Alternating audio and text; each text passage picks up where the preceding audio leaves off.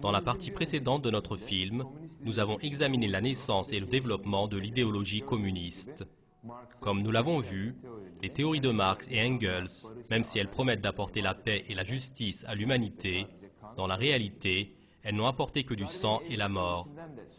Et l'idéologie communiste, qui reçut un soutien soi-disant scientifique de la théorie de l'évolution de Darwin, se diffusa rapidement et elle réalisa sa première révolution en Russie.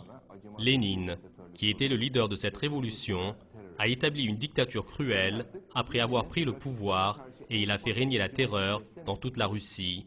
Désormais, on sait aujourd'hui que Lénine ne nourrissait pas le moindre sentiment de pitié vis-à-vis de ses concurrents et qu'il a tué des dizaines de milliers d'opposants au régime en les faisant torturer et fusiller. De plus, nous savons également que la famine qui s'est produite suite aux mauvaises politiques qu'il a pratiquées a coûté la vie à 5 millions de personnes innocentes. Ces vérités mises en avant par les archives révèlent l'histoire obscure du communisme. Seulement, les pages les plus sanglantes de cette histoire obscure furent écrites par la main d'un autre dictateur, laissant même Lénine derrière lui en termes de cruauté. Ce dictateur, qui est l'un des plus grands criminels de l'histoire de l'humanité, est Staline. Dans cette partie de notre film, nous allons voir les crimes commis par le régime de Staline. Et ainsi, nous allons examiner tous ensemble l'ampleur des catastrophes apportées à la Terre par le matérialisme et le darwinisme.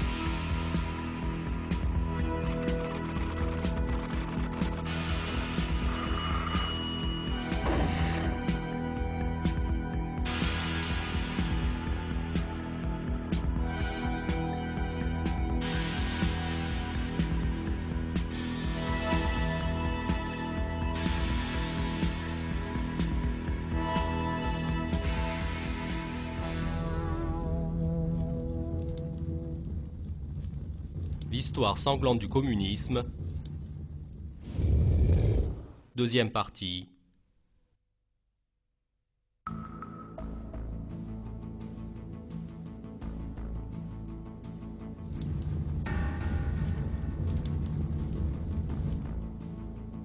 L'atrocité de la collectivisation.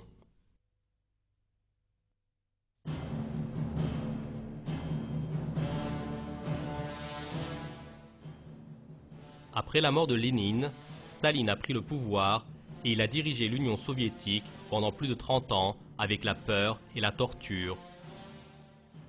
Tout au long de son pouvoir, il allait tuer environ 40 millions de personnes.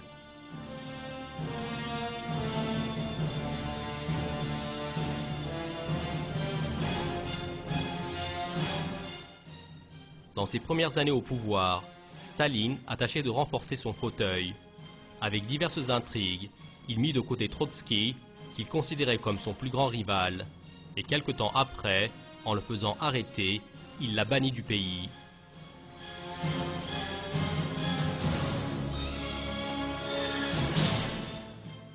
En 1929, Staline a commencé une pratique appelée collectivisation.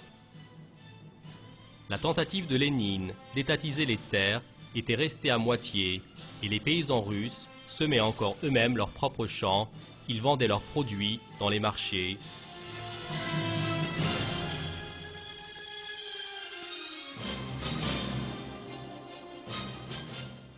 Avec la collectivisation, Staline allait compléter l'entreprise de Lénine.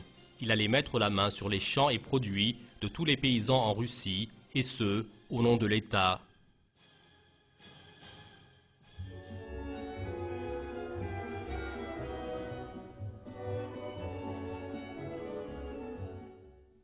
La collectivisation a commencé avec les films de propagande. En donnant des pauses sur les tracteurs, Staline jouait le rôle du dirigeant qui fait entrer l'agriculture soviétique dans une nouvelle ère.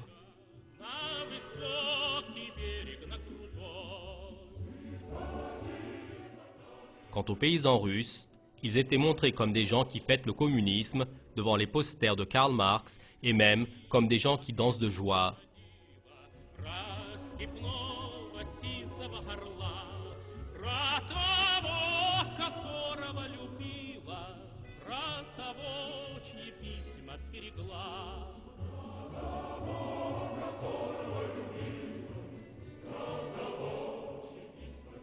Or, la réalité était très différente. En 1930, les produits des paysans ont commencé à être ramassés. L'armée rouge mettait la main un à un sur les produits de chaque champ.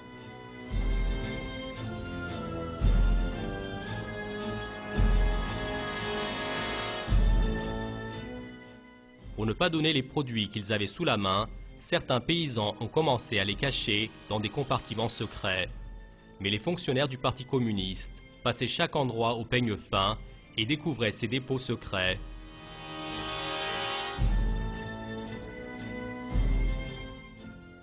Les préposés mettaient également la main sur les véhicules agricoles des paysans.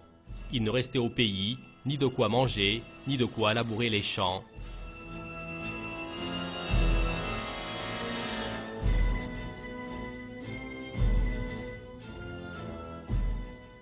En fin de compte, une catastrophe que Lénine considérait très utile pour le communisme a ressurgi à nouveau, la famine. En Ukraine, en quelques années, exactement 6 millions de personnes sont mortes de faim. Au Kazakhstan, 2 millions de personnes ont péri et 1 million dans le Caucase du Nord. Les enfants, dont il ne restait plus que la peau et les os, mouraient en se tordant de douleur. Cette famine, qui était une œuvre de Staline, avait une autre conséquence effroyable, le cannibalisme. Les paysans qui devenaient fous de faim ont d'abord commencé à manger les cadavres. Ensuite, une atrocité plus grande a vu le jour.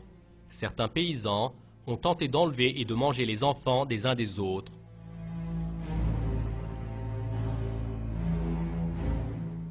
Devant ces deux paysans russes, attrapés en train de manger de la chair humaine, il y avait les restes des enfants qu'ils avaient enlevés.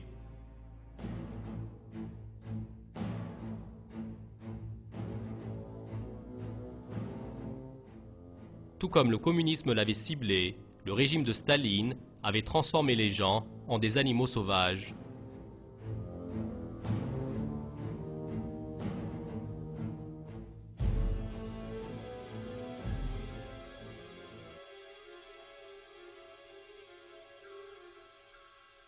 Toute personne qui résistait à la politique de collectivisation de Staline le payait de sa vie. Le plus grand objectif étaient les propriétaires terriens qu'on appelait les koulaks. Chaque endroit fut recouvert de photos de propagande disant du mal des koulaks. Des dizaines de milliers de koulaks furent arrêtés et fusillés.